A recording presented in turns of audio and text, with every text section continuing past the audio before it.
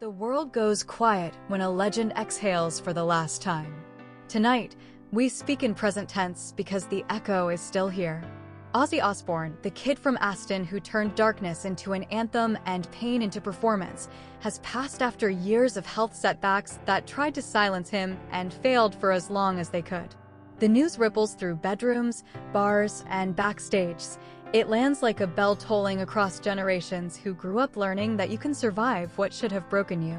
If you want to pay your respects, tap the like button, not for the algorithm, but as a small light in the dark, a candle for the Prince of Darkness who taught us that even shadows hold love. Sharon Osbourne has spent a lifetime translating the chaos around this man into something that could keep him alive. Tonight, in a quiet room that smells like antiseptic and old leather jackets, she shares what he said at the end. Not a grand speech, not a sermon. Just the kinds of simple words you can only say when there's nothing left to prove. "Hold my hand," he whispered first. That was the door opening, the smallest sentence in a life of screams. His fingers, once curled around microphones and mischief, found hers the way a compass finds north. He didn't ask for a stage. He asked for her. It is impossible to understand the weight of last words without remembering the first noise that ever saved him. The factory clang of Aston, the rattle of coins that never stretched far enough, the scrape of a boy's pride against a town that didn't know what to do with him. He failed classes, survived bullying, slept beside regrets he didn't have names for yet. He tried once to leave the world early and found only more of it waiting when he woke, a world colder, louder, insisting he stay and figure it out. He landed in trouble, did his time, and came home to a radio that changed everything.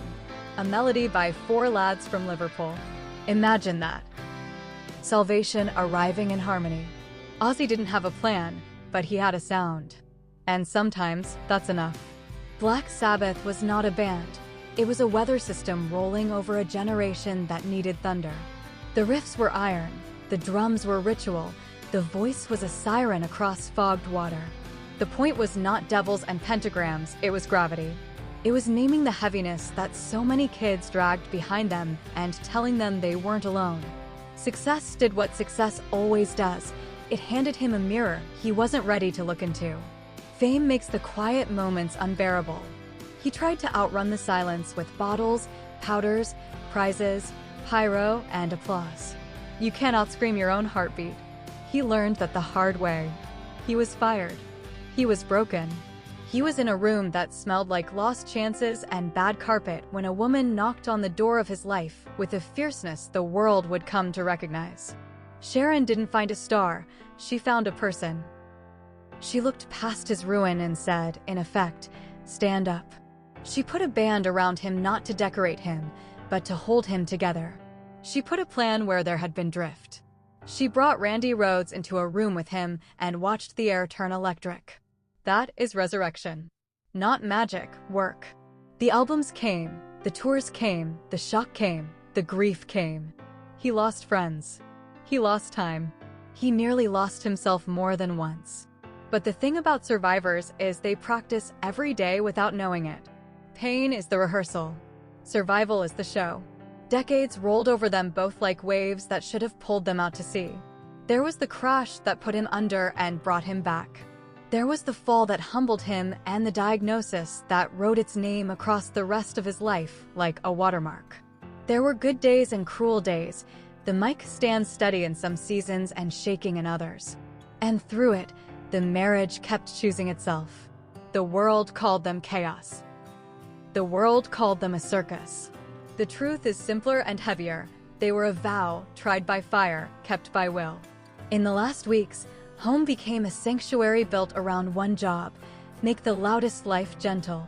Sharon learned to translate tremor into routine, fatigue into timing, fear into laughter. The old house grew new railings and new rhythms. Some mornings he woke stubborn and bright, declaring he wasn't done. Some nights he fell asleep mid-sentence, still fighting. He would listen to old Sabbath tapes in the afternoon with the volume just below trouble, and he would say it felt like sitting inside a storm he once controlled. He would tell stories out of order, sideways, hilarious. He would say, "Did we really do that?" And Sharon would say, "Oh, you did worse," and they would laugh until the fear had to wait outside. When the last day came, it did not announce itself with trumpets. It arrived like a careful nurse, measuring breath in inches, laying a cool hand on a hot forehead, turning down the lights not as an ending, but as mercy. Their children cycled through the room, quiet, brave, carrying 1,000 private memories between them like warm stones. The family's dog lifted its head, then settled back down against Ozzy's leg as if to say, "Not yet." The room pulsed with machines and love. Somewhere a monitor ticked, and the air conditioner whispered, and Sharon held his hand as if holding his whole history in her palm. Last words are rarely tidy. We imagine people delivering perfect lines that summarize complicated lives. But that is the work of scripts, not hearts. What Sharon says is this: he chose gratitude.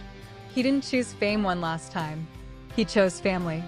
He pulled her closer and said, "Thank you, Shaz." 2 words that weigh more than platinum records. He told her, "You saved me," and there was no guitar behind it, no stagecraft, just a husband talking to his wife. He said, "Tell the kids I'm safe." Safety, a concept that chased him for 70-something years and finally sat beside his bed and put its arm around him. He looked at the ceiling with that small, lopsided smile, the one you know, and whispered, "I can hear them." Sharon asked, "Who love?" And he said, "The crowd." Not a stadium, not an arena. The people who had kept him alive by needing him. The echo returning to the mouth that made it. He closed his eyes for a while and then opened them again, surprised to see that the room had not vanished. "Turn the lights down," he added, and she did, because she has always been the stage manager of his piece. He said one more line before sleep took hold, a sentence so ordinary it becomes holy. "I'm going home." Not to a mansion, not to a myth. To a place beyond pain, where the hands that once shook are still, and the voice that once fractured the air becomes a ribbon of quiet that you can wrap around your own fear when you need to. Those were his last words, and they were enough. You might ask what legacy means in a world running on short clips and shorter attention spans. Legacy is what refuses to disappear when the trending tab moves on. It is a kid in a garage finding his first riff and feeling less alone. It is a father cooking breakfast the morning after the worst night of his life and deciding to try again. It is a wife walking into a room that smells like endings and refusing to accept anything but another chapter. It is the way the crowd will always gather when they hear certain notes, because some songs are not entertainment, they are shelter.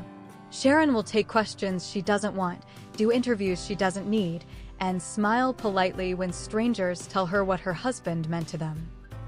She will protect the parts of him that belong only to the family and share the parts that belong to the world, because that has been the trade from the very beginning.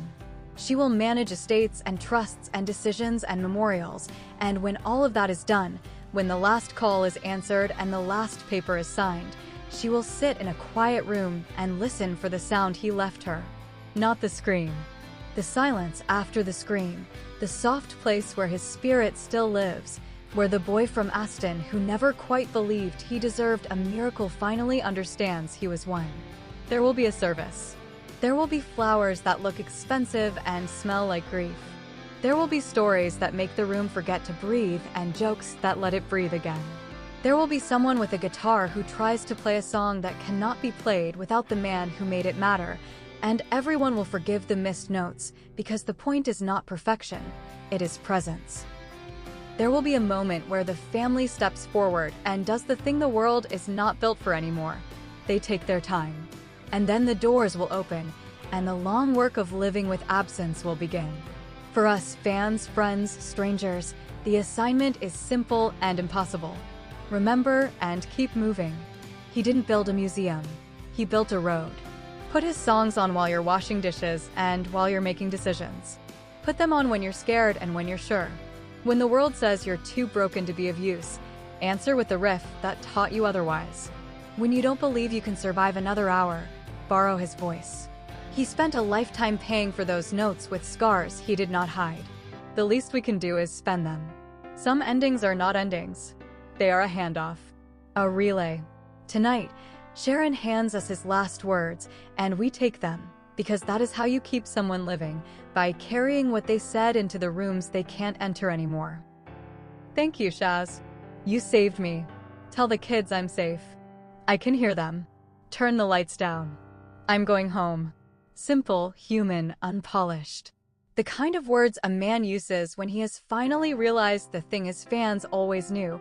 At the core of the scream was love.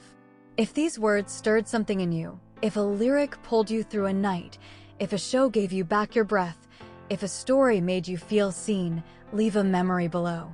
Tell Sharon and the family what his music meant when nothing else could reach you. Light the comments with your own small candles. Rest easy, Ozzy. The crowd is still here. The echo is not fading. And somewhere, beyond the stage and beyond the pain, the lights are finally, mercifully down. Morning arrives like a camera flash, too bright, too honest. The house is quieter than fame, noisier than grief. Sharon wakes before anyone else because that is her way. Someone has to turn life back on. The kettle clicks.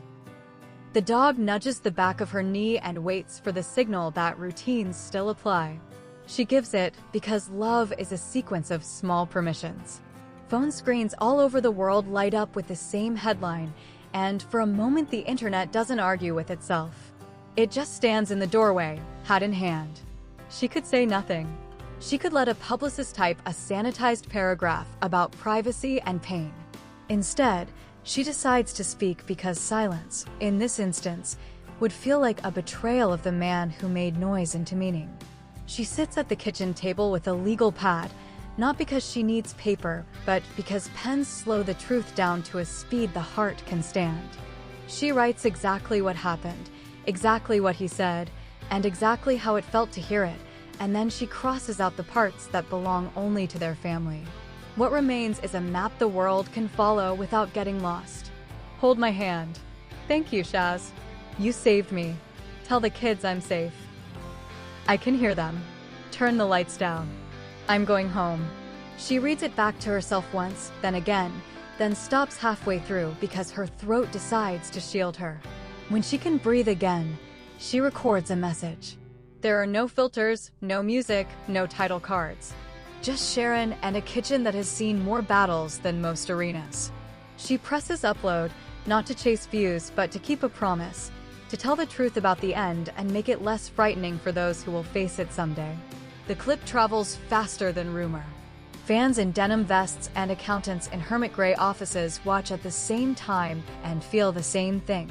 The comment sections turn into fields of candles. People write about the first time a Sabbath song made their fear feel like company.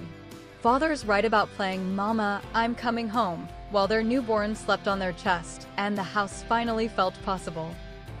A nurse in Manchester writes about the night shift when a teenager came in shaking from panic and calmed down only after a playlist packed the room with riffs heavy enough to anchor him back to himself.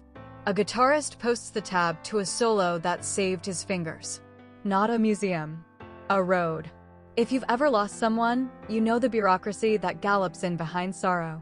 Forms, calls, signatures that insist you use your legal name when all you want is the nickname he gave you in 1981. Sharon handles it the way she handles everything. She makes lists, she delegates, she swears in a way that would make sailors sit up straighter, and she refuses to let grief turn her into a statue. She schedules the service. She argues for more time on the church booking because she knows the stories won't be hurried. She selects photographs that show both the mischief and the mercy, the grin behind the eyeliner, the hand resting gently on a child's shoulder just out of frame. She chooses a venue for the celebration of life that can hold both decibels and tears. She orders flowers and then cancels half of them because he would have hated the fuss. Instead, she asks for donations to places that keep kids out of the cold, that put instruments in hands that need something to hold, that research the kind of illness that rewrites your body against your will. The investigative part of her grief emerges quietly. It asks for a timeline, not because blame is needed, but because understanding is. She writes down the hour he woke on that last day, what he ate, which joke made him chuckle and lift his eyebrows the way he always did when he knew he was about to be a menace. She notes who visited and who called and which nurse came in with the good hands and the bad puns. She notes when the room changed temperature, how the air got kind and thin and important. She even writes down the moment she realized that the last words were not stepping stones to some cinematic final monologue. They were the monologue. They were the whole truth delivered in fragments, as most great truths are. Reporters call with their angles pre-written. Was he scared? Did he confess? Did he name names, reveal secrets, open vaults? Sharon answers like a woman who has nothing left to sell and nothing left to buy. He wasn't scared. He didn't confess. He completed. The only name he needed to say was hers, and he said it. The vaults don't matter. The music was always the secret, and you already have it. She tells them he was funny that morning, and that he tried to send a text to someone he was sure he'd forgotten to thank, and then gave up and said, "They know." She tells them he asked for the lights to be turned down not because he was leaving, but because he wanted the room to be honest. "People look better by mercy," he said once. She smiles at that memory and refuses to cry in front of people who will clip the moment and feed it to algorithms that don't know what to do with tenderness. In Aston, a corner shop props a picture of him in the window between newspapers and boiled sweets. Someone tapes a handwritten note beneath it, "Our Ozzy always." A busker outside the bullring plays Changes with a voice that breaks in the middle and keeps going anyway, which is the only correct way to sing that song today. In Los Angeles, a mural appears on a wall that has never asked permission for anything. The artist paints him not as a god, but as a man in a leather coat holding a paper cup of tea, smiling like he has just decided to be kind. People take pictures and then put their phones down and stand there for a minute, as if the bricks were a shrine. In Tokyo, a bar owner places a black ribbon on the framed LP that has hung above the register since 1987 and pours shots for strangers who are not strangers for the next hour. Grief is a passport stamp. Everywhere is the same country for a while. The family meets with the production team to plan the celebration of life. Sharon has two non-negotiables. There will be no imitation of his voice, and there will be a moment of deliberate silence. Not awkward silence. Honest silence. The kind that lets the weight land without immediately pushing it away with cymbals and pyrotechnics. The set list isn't a set list, it's a biography told in volume. Old bandmates call. Some can make it, some can't. All of them sound like history. Names are floated, then withdrawn. The point is not star power. It is alignment. Who can tell the truth without stealing it? Who can stand on a stage and hold absence without trying to replace it? On the day, the lights go down exactly the way he liked them, and there's a lamp on stage that looks like it belongs beside a chair in a room with carpets and memories. The first chord rings out, and the crowd does what crowds do when they don't know whether to cry or cheer. They do both. There is a backstage, because there always is. In it, Sharon breathes. She looks at the laminated credentials hanging from lanyards around sympathetic necks and thinks about the lifetime of passes they wore together. She thinks about the nights the show barely happened and the nights it almost happened too much. She thinks about the first time she saw him pull an audience into orbit and the last time she watched him surrender a song to his own smile. Someone asks if she wants to say anything on stage. She doesn't. Then she does. Then she doesn't again. When the tribute moves toward its quiet center, she walks out without warning. No fanfare. No teleprompter. She puts her hands on the sides of the lectern like it might try to get away. He didn't say goodbye, she tells them. He said, "I'm going home." And that's not a curtain line. That's a promise. So we're going to let him keep it. She nods and steps back, because any more would be wrong. Elsewhere, in rooms that will never make the news, people practice their own rituals. A widower in Dublin puts on a battered tour t-shirt from 1995 and makes a sandwich that tastes like a younger day. A girl in Sao Paulo saves up for a cheap guitar and Googles how to power chord and feels her wrists turn into engines. A teacher in Detroit writes a quote on the whiteboard, "You saved me," and doesn't explain it to the class because some sentences are keys that don't announce what they open.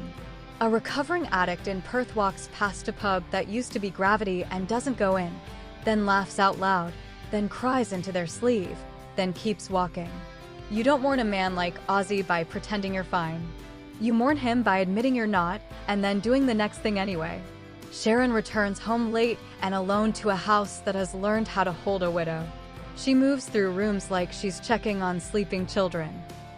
There's a chair by a window where he would sit in the early evening, pretending to enjoy the quiet and then turning on the radio because pretending is hard.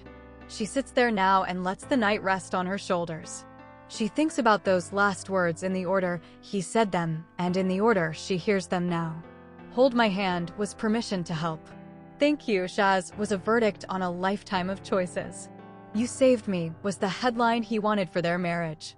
Tell the kids I'm safe was the first time he was truly certain safety existed. I can hear them was a benediction to the people who paid for the roof with their attention and love. Turn the lights down was stagecraft for the soul. I'm going home was theology without the argument. She says each sentence aloud and answers the only way she knows how, I will. I did. You are. They know. They're still here. I've dimmed them. And you are. The investigative voice returns, softer now. What do last words mean when you pull them apart and look at the stitching? They are an edit of a life. They are the final draft cut by fear, ego, and performance. They are the simplest version of a person, revealed at the speed of breath. For a man who made his living throwing his voice into the dark and trusting it to come back as applause, the last thing he chose to say was domestic, small, beautifully human. He didn't salute the stage. He didn't wink at the myth. He anchored himself to the people who kept him alive and let go. If you were expecting spectacle, understand this. The fireworks were the least interesting thing about him. The lasting part is the way he made heaviness usable. The way he taught millions to carry their own noise without apology. The way he stood in front of the world's judgments and said, in effect, me too, and then kept standing. Sharon knows this. It's why she shared what she shared and held back what she held back. She's not selling access. She's offering a compass. Last words as north. In the days that follow, the house fills and empties, fills and empties. People bring food because grief makes you forget how, and sometimes whether, to eat. Old friends sit at the edge of the sofa like it is a shoreline, and they are afraid of being pulled in. Younger artists drop by and stand in the doorway until Sharon waves them in like a traffic warden with a soft heart. They say they feel stupid, that words are useless, that everything they've written sounds like a greeting card.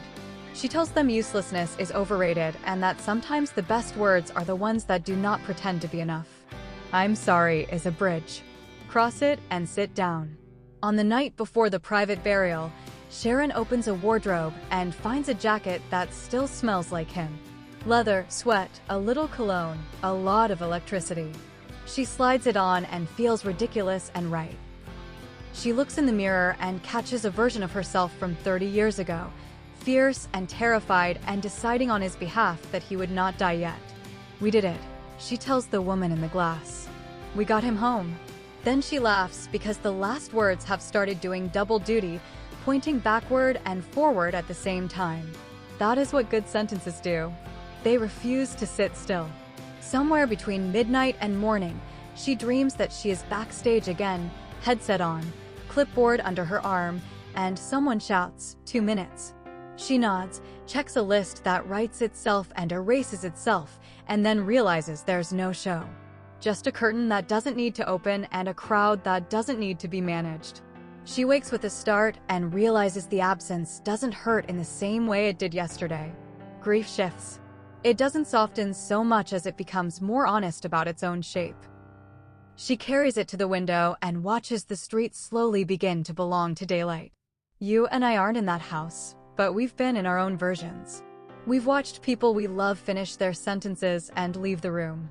We've wished for one more line, one more look, one more ridiculous joke. We've also learned, in those rooms, that love is louder than endings. If you're watching this with tears you didn't expect, it's because Ozzy helped you discover a register inside yourself you didn't know you could sing in. That's the point of sharing his last words. It's not to satisfy curiosity. It's to pass along a tool. If I'm going home lands in your chest today, maybe it will be there for you, or for someone you love, when the lights need to be turned down and the fear needs to be told to sit. There will be more stories, some true, some nearly true, some profitable. There will be analysis and think pieces and listicles and documentaries and interviews. There will be people who loved him who don't want to talk and people who barely knew him who won't stop. Sharon can't control that, and she won't try. She already did her part. She put the last words in the world where they can work. The rest of us will decide what to do with them. We can argue about dates and discographies, about legacy rankings and Hall of Fame syllables. Or we can do the harder thing, carry a little of the kindness he found at the end into rooms that are running out of it. Tonight, before you sleep, try this. Turn your lights down.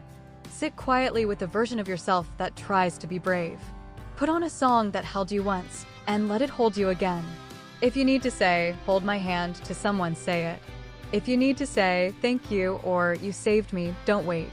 If you need to tell someone you're safe, or ask whether they are, do it.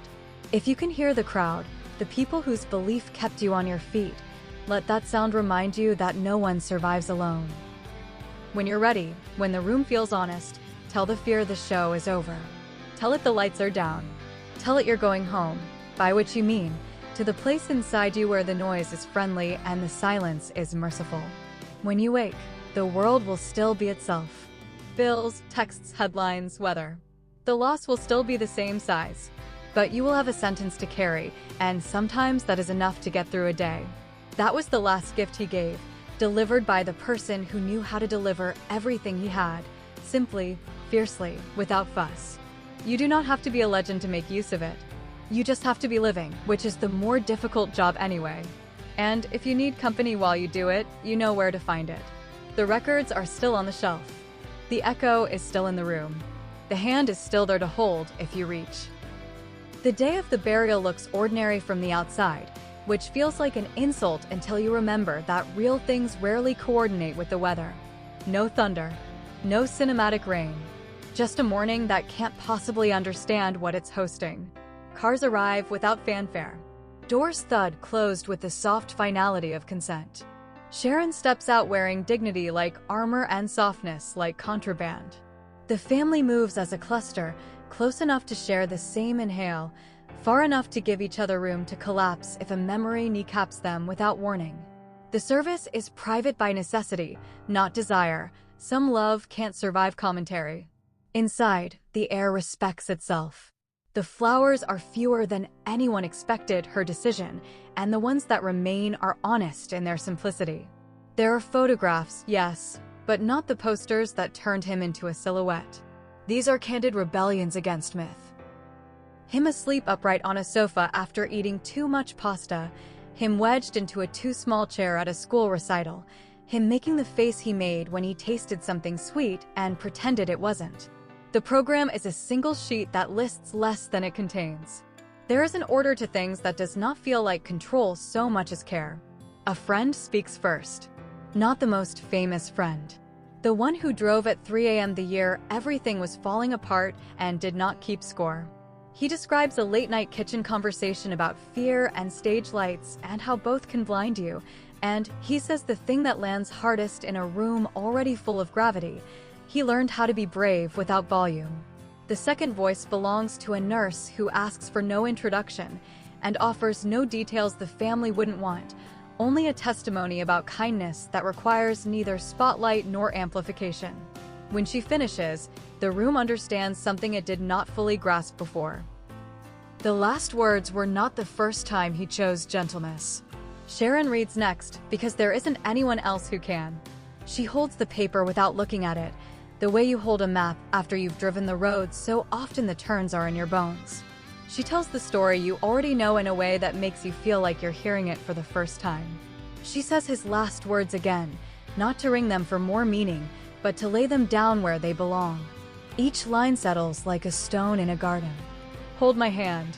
Thank you, Shaz. You saved me. Tell the kids I'm safe. I can hear them. Turn the lights down. I'm going home. Somewhere in the room, a child exhales, and the tiny sound blows out a candle of pain inside someone else's chest. They carry him out the way you carry what you cannot bear to drop. The sky doesn't change color. The birds do not interrupt themselves. But something in the angle of the light feels newly responsible for telling the truth about tenderness.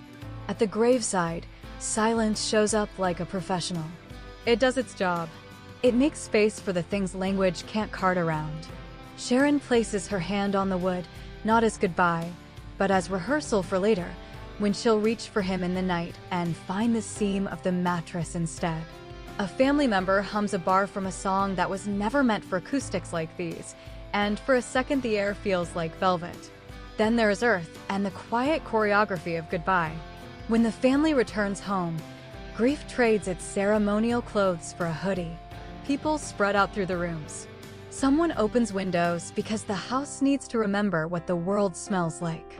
Someone else adjusts photo frames by a millimeter because control is a kindness when everything else refuses to be told what to do. The dog understands only the new solemnity and the old love and chooses the latter, making the rounds as if taking attendance. Sharon sits where he used to sit and feels the way an echo rearranges a room when the source is gone. The phone buzzes and buzzes. She lets it. There are messages that require answers and messages that offer them. She learns to tell the difference at a glance. In the days that follow, generosity shows up disguised as logistics. Lawyers speak and she listens because this is how you protect both a person and a myth. There are trusts to honor and rights to mind and a universe of paperwork that insists on dates and full names and signatures on lines that suddenly look like cliffs. She remembers late-night talks where he confessed resentment for these mechanics and then admitted they were the price of leaving order behind instead of chaos. There are warehouses that hold artifacts and archives that hold masters and a notebook that holds a list of causes he wanted to be louder than his own name. She circles the ones they argued about and smiles at how often he was right when she was practical. Fans ask for places to go. Not everyone can reach a funeral. Not everyone wants to. So she makes space that isn't made of pews and stone. She approves a small public vigil in Aston where it all began, a corner of a park that would suit both leather jackets and prams. She coordinates with city officials who speak in the language of permits and caution and discover that compassion translates. She sends a thank you to the muralist in Los Angeles, not because she has to, but because gratitude scales in both directions.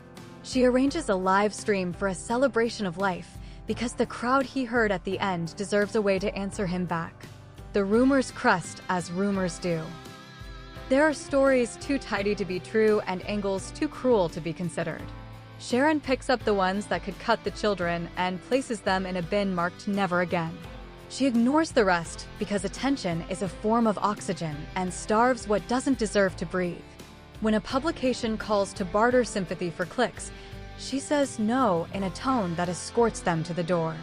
When a podcaster asks if the last words were brand strategy, she actually laughs, a short, surprise bark that contains both anger and forgiveness, and replies, "Love is not a marketing plan." She knows it's possible people will quote the line. Good. Let them quote it correctly. Industry tributes arrive in a distinct weather pattern. Specific, uncompromising, private when it matters. A young singer in Glasgow posts a shaky video shot in a stairwell because that's where the acoustics are bravest, talking about skipping meals to buy a ticket to a tour that changed the shape of his lungs. A drummer in New Jersey writes a paragraph so precise about a fill on an album track that it teaches you how to hear it for the first time, even if you already own the record. A veteran guitarist sends flowers with a note that says only, "Thank you for permission." Permission to be loud. Permission to be wrong. Permission to be a mess that makes music. The phrase lands like a key tossed to a stranger and trusted to find the correct lock. Sharon meets with the archivists who have cataloged a life measured in decibels and daylight. They show her a spreadsheet that looks like a galaxy if you squint: sessions, dates, outtakes, false starts, miracles. She chooses not to listen to the unreleased voice notes yet. There's time for archaeology later. For now, the living deserve the front row. She does, however, open a folder labeled Letters, expecting fan mail, and finding something else. Notes he had started to write to people he never sent them to. Half sentences. A line that reads, "I should have said this earlier, but," and then a smear where the pen paused too long. She closes the folder and places it beside her on the chair like a person. At night, dreams rerun without permission. She is on a tour bus that smells like coffee and carbonated sugar. He is laughing at something that was only funny because it happened at 2 a.m. She wakes and practices the ritual she invented the day he died. She says the last words out loud like beads she can count to measure her breath. There are small variations now that make them hers. "Hold my hand," he said. "I am," she answers. "Thank you, Shaz," he said. "Steady on," she answers, and it means both "you're welcome" and "we keep moving." "You saved me," he said. "We saved us," she answers, because she was there and knows the math. "Tell the kids I'm safe," he said. "They're holding," she answers, and sends a message to the family group chat with a heart that doesn't look like a cartoon. "I can hear them," he said. "They're still singing," she answers, and somewhere a fan in a different time zone presses play. "Turn the lights down," he said. "Consider it done," she answers, and dims the lamp to the level that makes the room truthful. "I'm going home," he said. "I know," she answers, and touches the windowsill like it can feel H. The celebration of life is a study in restraint that somehow magnifies. Fans arrive from places that make jet lag a sacrament. The venue staff whisper to one another about the atmosphere, how people are lining up with the discipline of devotion, how no one is trying to make the day about themselves. The run of show has bones but no shackles. A video plays, not a montage built to win awards, but a collection of moments that teach you how to miss someone correctly. Him mispronouncing a city name, and then nailing the apology. Him taking too long to sign one kid's program because he was trying to draw a bat and kept getting the wings wrong. Him putting down a mic to pick up a story a fan was trying to tell him with tears and too few words. When the music starts, it is careful, not timid, respectful of the physics of grief. A song that once blew the roof off arrives softer, muscular in a different way, large enough to hold memory without crushing it. A choir of friends. Not a supergroup, a community, threads harmonies through a melody that knows everyone's address. Sharon watches from the wings, holding a glass of water she does not drink. She feels the crowd shift into the frequency he referenced at the end. "I can hear them." She hears them now too, as less of a roar and more of a weather system that lifts, that carries, that does not require a hero at the front to make it legitimate. There is the deliberate silence. It lasts longer than anyone expected and shorter than it needed to. It contains 1,000 private scenes you will never see. It teaches a room full of people accustomed to spectacle that absence can be generous. Somewhere in the back, a phone buzzes and is immediately hushed by a palm. Somewhere near the front, a teenager reaches for a parent's hand and doesn't let go. On stage, a lamp glows the way lamps do in living rooms where truth has been told, and you could be forgiven for thinking you hear the faintest intake of breath behind the curtain. If you do, let it be what it is, your own. Afterward, people pour into streets and train stations and comment sections with the tenderness of citizens exchanging passports in a country with no borders. Stories proliferate not like gossip, but like bread. You take a piece, you pass it on, no one goes hungry. A woman in her 70s tells a camera about sneaking a cassette into a school dance and changing the speed of the room. A boy barely 15 shows the inside of his forearm where he's written the last words in pen, not as a tattoo, but as an assignment. A man who once swore he had outgrown all that posts a picture of his teenage bedroom and says he is reconsidering everything he thought maturity meant. No one fights in the replies for a blessed hour. When the inevitable argument arrives later, it feels weaker than usual, outnumbered by gratitude that is not ashamed of itself. Sharon returns home again and finds the house different in a way that is not about furniture. It has learned the trick grief teaches the brave, how to be a place for what was and what will be without pretending those categories don't sometimes contradict each other. She makes tea and sits near the window and allows herself the luxury of a thought that is both selfish and holy. She thinks about keeping something just for herself. A voice note. A letter. A jacket hung inside a closet with the door closed, not out of denial, but out of reverence. She will share much. She will share enough. But the economy of mourning requires some currency that never leaves the family. She decides which coin to keep and feels the relief of ownership unobserved.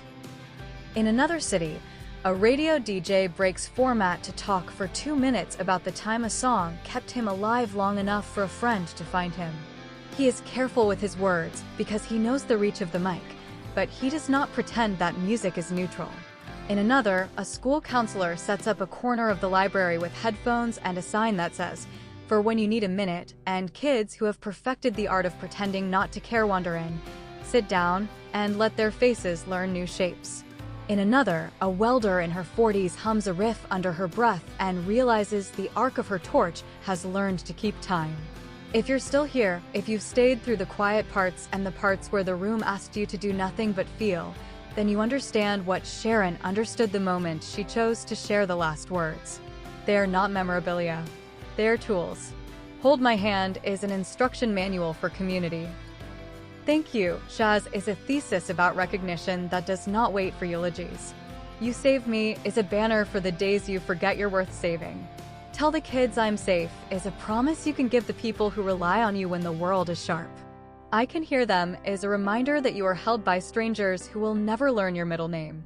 Turn the Lights Down is permission to stop performing when you are out of breath. I'm Going Home is the directional arrow you can carry when maps fail. There will be a time, not today, not tomorrow, when the next generation says the name and it lands like a history lesson instead of a heartbeat. That is the cruel math of fame. But the songs will keep cheating that clock. So will the stories.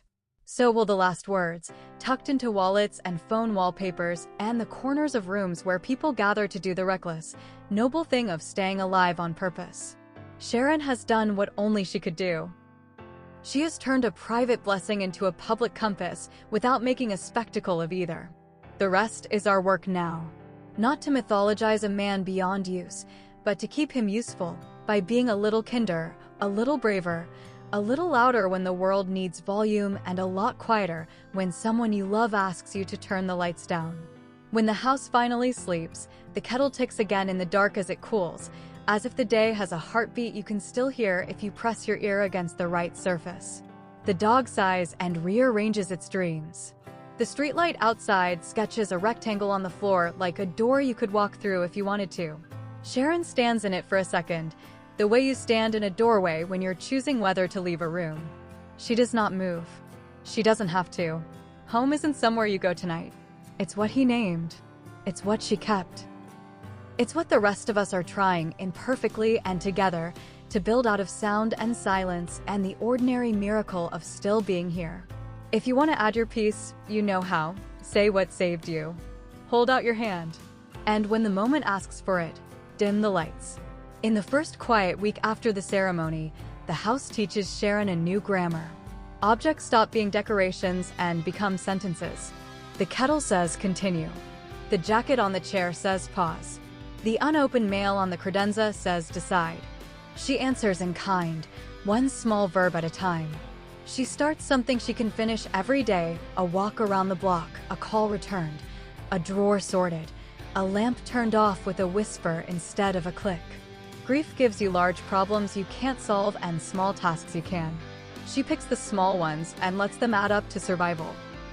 The team asks what to do about the tribute requests, the reissues, the box sets, the proposals to build memorials with too much concrete and not enough heart.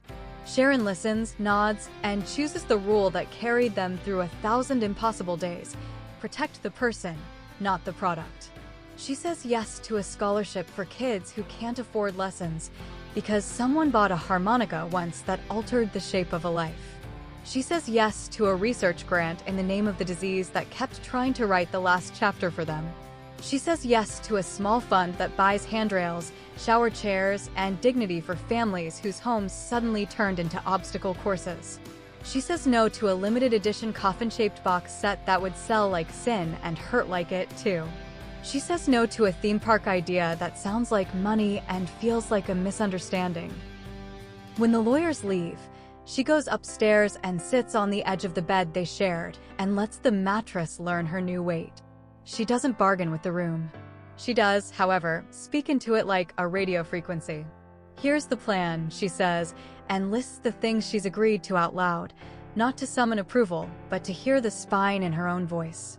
It's not the roar the world knew. It's better.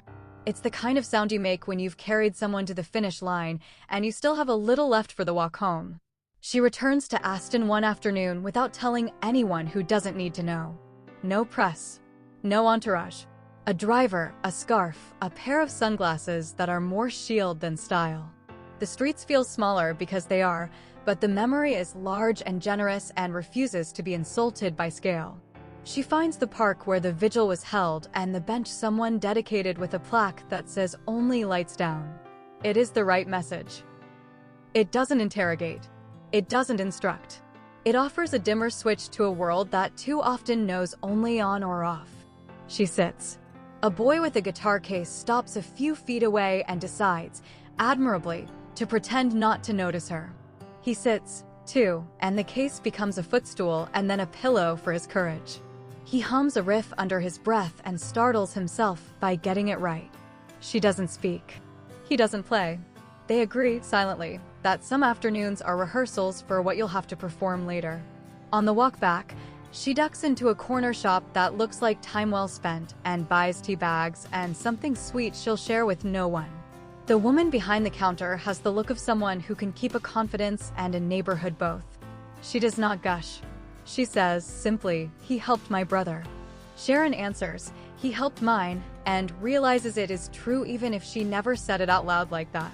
Mutual aid, facilitated by noise.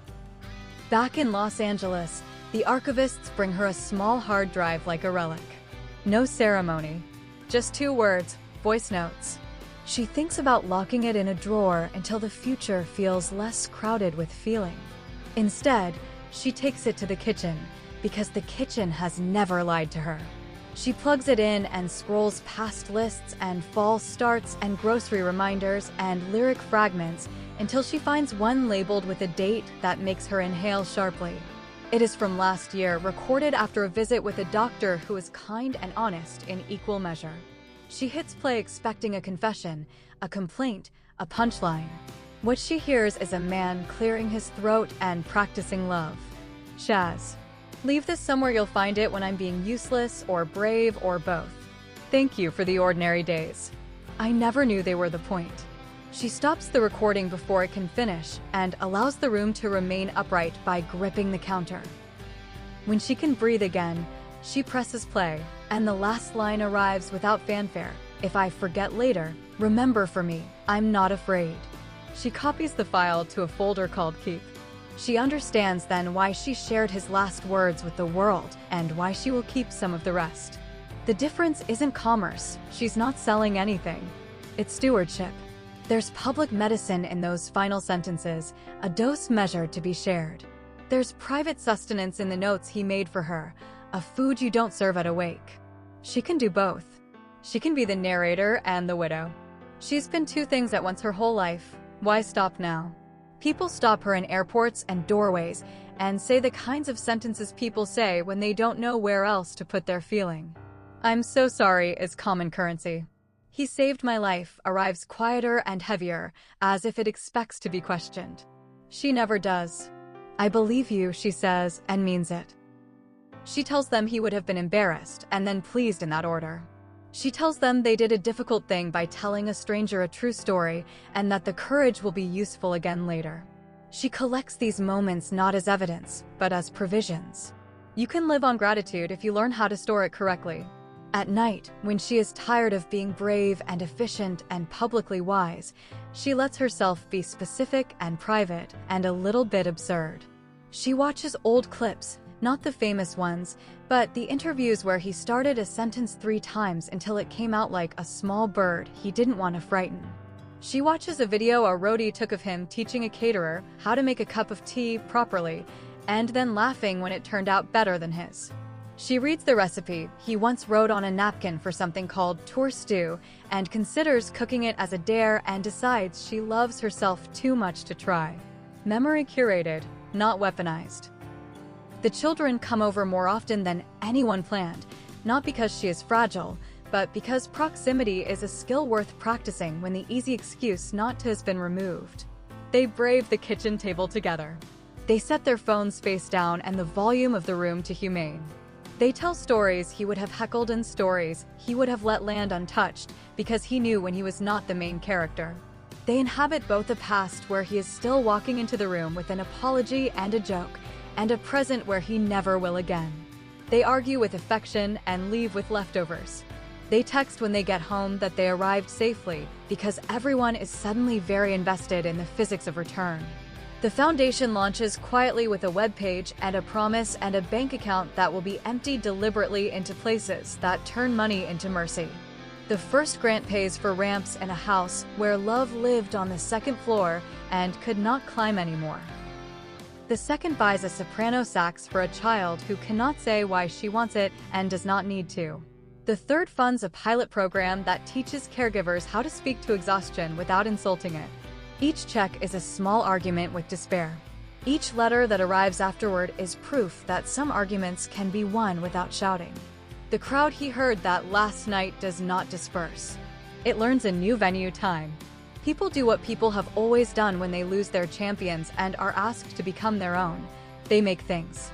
Songs, drawings, tattoos, promises. They leave notes on the bench in Aston that say things like, "I'm still here because you were," and no one mocks them because sincerity, at scale, is surprisingly bulletproof. They sew patches onto jackets not because cloth needs decoration, but because skin needs a flag. They learn to talk to each other in comment sections without starting fires. It doesn't last forever. It doesn't have to. It only has to last long enough to prove possible. A journalist with skeptical eyes and good instincts asks Sharon, during an interview she agreed to because the outlet has earned her trust, whether last words can really bear the weight the world has put on them. It's a fair question. She thinks, sips water, and answers in a way that refuses the romance of certainty. They can't carry everything, she says, but they can carry enough. They don't summarize a life. They illuminate it. The journalist nods, writes it down, and does not try to improve the line with adjectives. When the piece runs, it is careful and generous and contains a picture of the bench with the plaque that says, "Lights down." The emails that follow are not corrections. They are additions. Evidence multiplied by witness.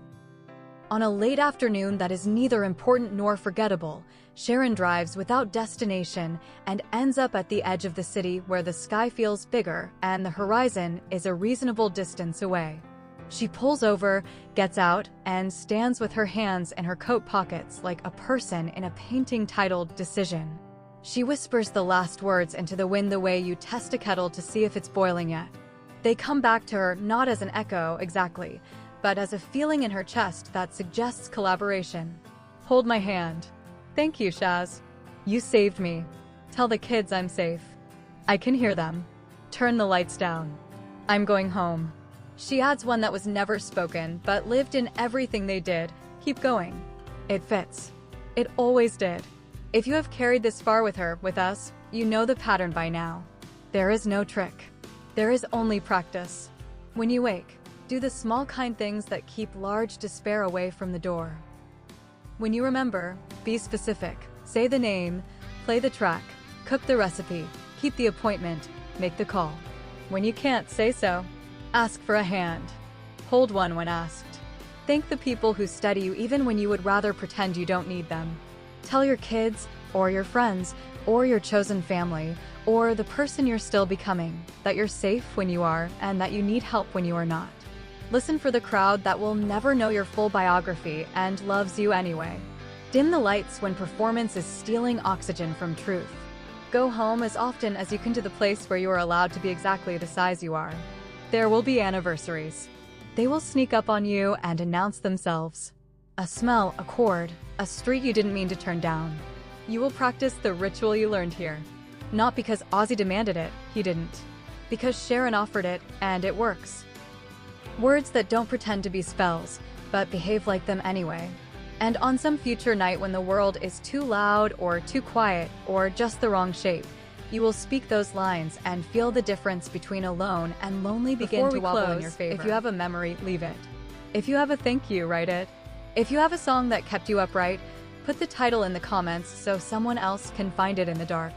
It's not a tribute if it only points one way. It's a conversation if it returns. That's what he heard at the end, and it is still happening, and you are allowed in. Rest easy, Ozzy. We're still here. We can hear them. The lights are down, just like you asked. And when it's our turn to say the last simple thing that makes everything make sense for a second, may we be as unafraid and as honest. Until then, we'll do what you taught us. Keep going, together, in tune as best we can. In the months that follow, time stops behaving like a line and starts acting like a circle. The same days arrive wearing different faces. Mondays with errands, Tuesdays with meetings, Wednesdays with a softness she can sit inside for an hour before the phone finds her. People imagine closure as a door you shut.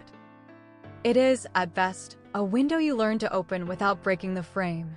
Sharon understands this and stops apologizing for the draft that moves through the house when she lets memory and present air trade places. Work gathers itself without permission, as it always did. A documentary begins reluctantly at first, then with conviction once everyone involved agrees that spectacle would be the enemy. The director is not a stranger to grief or to sound. They meet at the kitchen table because that is where true narratives accept their final edits.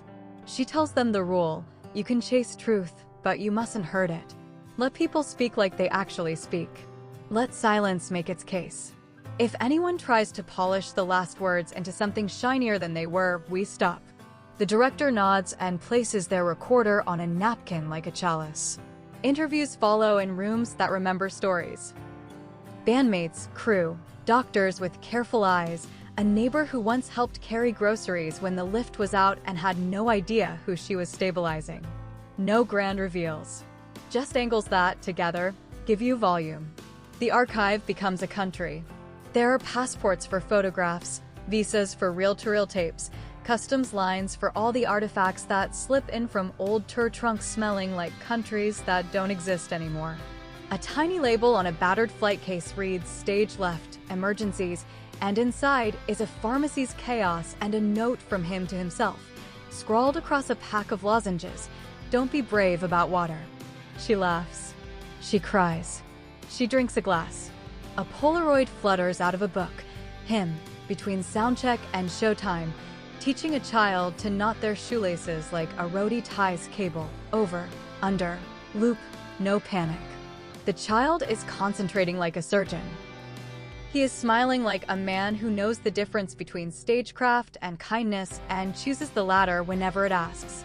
At the foundation office, 2 rooms, warm light, no plaque. Letters arrive with handwriting that tells on the writer. Teenagers carve the paper with pens like chisels. Grandparents use loops that swing like porches. Prisoners print in block capitals that practice the future. One envelope contains only a ticket stub and a sentence: "This is the night I stopped wanting to disappear." Another contains a photograph of a ramp newly installed and a thank you scrawled on the back by a child who can now watch dinner being made from a new height. Sharon sits with a small stack each afternoon and reads until she feels the temperature in her chest rise to the line where gratitude meets overwhelm. Then she stops, because sustainability is not selfish, it is strategy. The last words escape their frame and make a life in the world. They appear on bracelets and on posters held at the backs of venues where young bands are learning to make a crowd into a choir. A recovery group in Bristol adopts "Tell the Kids I'm Safe" as a weekly benediction, changing kids to "people I love" when the room requires it. A hospice nurse in Vancouver tapes "Turn the Lights Down" on the inside of a supply cabinet as a reminder that medicine is physics, but dignity is lighting. "Hold My Hand" shows up in a proposal set to a song that once frightened parents and saved their child. The sentences refuse to be relics. They behave like tools, just as she hoped. Of course, there are days when the world feels like a parody of itself. An awards show condenses a life to 30 breathless seconds, and a graphic that manages to be both gaudy and insufficient. A late-night host who never earned the right tries a joke that dies in its throat, and the audience, bless them, lets it die without resuscitation. A brand tries to borrow grief for engagement and is reminded by 1,000 gentle, furious voices that sorrow is not a sponsorship. Sharon watches from her sofa and allows herself a single word she cannot say on air, and then returns to what is hers: the real work, the small work, the honest work. She visits the studio where he recorded a vocal years ago that always sounded, to her, like he'd stepped into another weather system for 3 minutes and come back with rain in his hair. The engineer, a quiet man with a wizard's patience, pulls up the session and isolates the track. No guitars, no drums, just him. It is both unnerving and perfect. Breath in, breath out. The note that wobbles and then steadies without lying about its first intention. She closes her eyes and hears both the young man who believed survival could be sung and the older man who proved it. The engineer lowers the fader a centimeter.